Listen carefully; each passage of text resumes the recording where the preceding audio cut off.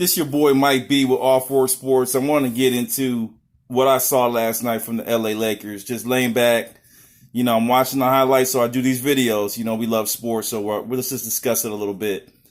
LA Lakers versus Toronto Raptors, the second game of the season, and I'm looking at this team and I'm saying, wow, on paper the moves that they did were tremendous.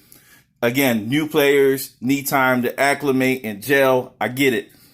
The problem is when they faced the Clippers and was a very close game, realized that the Clippers were not even hitting on all cylinders.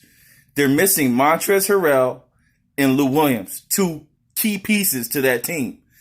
The LA Lakers, on the other hand, are missing Rajon Rondo and Avery Bradley. I would say LA Clippers side missing Lou Williams and Montrezl Harrell is much bigger hit than Avery Bradley and Rajon Rondo, even though that is a hit. And as I looked at the game, I saw tremendous play from the pickups. Dion Waiters, great job, great pickup. ISO King. You got J.R. Smith, another scorer, and is looking to be a great defender now. Maybe not Avery Bradley level. Remember, Avery Bradley came off a knee injury, so he's not the same Avery Bradley defensive of old from the Boston Celtics. However, he's still one of the better defenders. And I started to key in and started to say, you know what? Even on paper, the Lakers have a lot of names, but still not enough. Let's go through the lineup. I'm going to look to the side here. Starters, JaVale McGee. We got LeBronjames, Anthony Davis, Kentavious Caldwell-Pope, Kyle Kuzma, Alex Caruso's in that lineup now. Dion Waiters is playing the sixth man. You got Markieff Morris, great pickup. Dwight Howard, J.R. Smith, Quinn Cook as your third guard, and then Jared Dudley. I think they need another long man, all right? And that's where I'm going here. They need another long Corey Brewer type small forward in this lineup. I like Danny Green. I like what he can do. He's actually improved quite a bit defensively. He is not starting to hit on all cylinders yet. Last night, horrible game. He's going to have to improve. That's where they're losing at. Danny Green is not giving them the numbers. J.R. Smith came in for a little bit, only played 7 minutes. He went 0 for 1. And then Dion Waiters had a horrendous night. If those three are not moving and shaking, those X factors, it's going to be long nights for the LA Lakers. You also got LeBronjames and Caruso switching up the point guard role. I know LeBronjames has always been ball dominant and has always brought the ball up the floor. And that's how he likes it. Top of the key. He can make moves, or he can start a fast break, still has a speed. I just think it would behoove them to find or start to move Quinn Cook in the lineup, even though Quinn Cook is not as much of a creator as a Rajon Rondo. Definitely not. They're not on the same level, okay? And that's what they're missing from Rajon Rondo, that creativity that he brings to the table. My point in saying all this is that extra long man piece or a true backup point guard, a creator, will open up the floor. When you got J.R. Smith, D.R. Waiters he can still shoot the three, but he's not like known as a three-point shooter. He's more of an ISO pull-up in your face three-point shooter, gets a set-up dribble. Danny Green's definitely a three-point shooter. But let me go. Who else do they got as a three-point shooter? Is Kyle Kuzma going to develop into that? That was another young man that had a solid game, 16 points last night, 5 for 13. But what's he going to become in this lineup, right? I see the offensive scheme as well. It's the same old Cleveland type of thing at the end of the day. I would say if they wanted to be smart with the big towers they got inside, I think JaVale McGee is not being utilized in the right way. He's being used as the alley-oop king, and I understand that he is that. Give him a few touches in the post. Let him be a little bit dangerous. He was dangerous last year. He was dangerous. He did his thing. Everyone keeps talking about JaVale McGee. Shaq loves to do that all the time. I just think there's an opportunity to try and get the big man involved inside. Then that opens up the rest of the floor. It makes it easier for LeBron. LeBron, they know you're driving, man. They know you're going to drive. It's quite simple. Top of the key, drive, right? Drive, get a pass. People collapse on him 2 or 3 inside to try to stop him. He passes out. 3-point shooter. So that 3-and-D guy that I'm talking about that they probably can't get, I have not researched the bubble rules. That's the guy that's going to have to stretch the floor, also play some D. I mentioned Corey Brewer because not really known as a three-point shooter, but Trevor Ariza type. Those are the names I know. But there's certainly other players that they can go get that can facilitate and fulfill that role. Okay. As I continue to go down, I mentioned the X factors. LeBron James, 7 for 15, 46% from the floor. Again, not a bad game for James. 5 assists, 10 rebounds.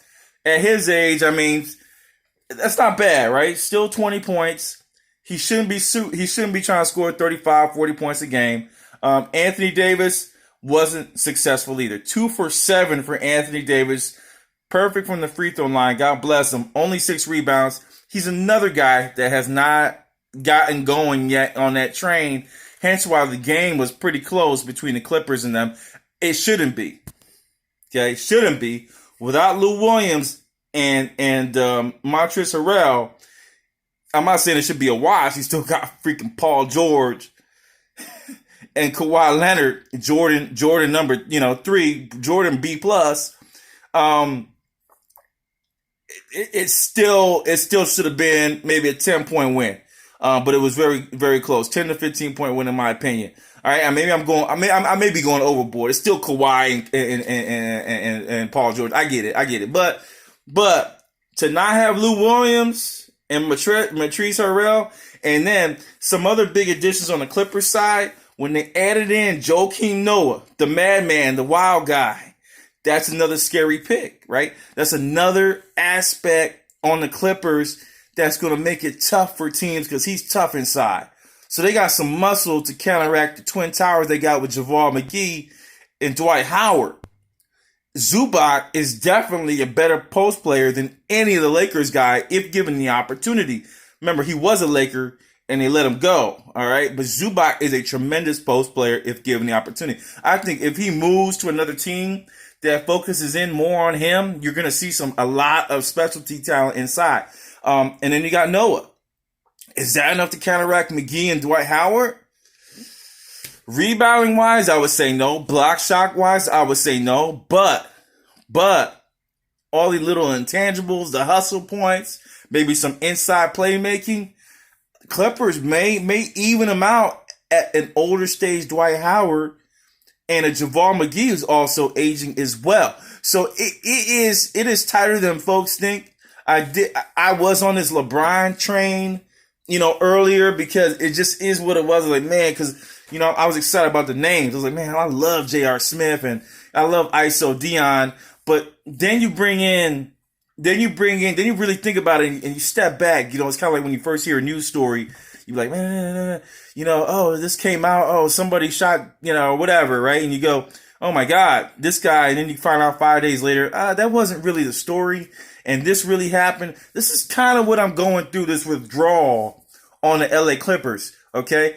I had the Denver Nuggets being the most, third most or second most scariest team. Now I'm back to the Clippers. I did have those two as going all the way between those two in the Western Conference Championship. However, now that I'm looking at LA, there may be a slight edge to LA from what I'm seeing. If they can't get Danny Green, J.R. Smith's going to have to be a contributor now. Now I'm seeing why they brought in J.R. J.R.'s that X factor. If he's hot, he can get on a level, okay? He can get on another level, okay? J.R. and so can Dion Waiters. So if they get going, it's going to be a long road for everybody if you get those guys going. But if I think about it, the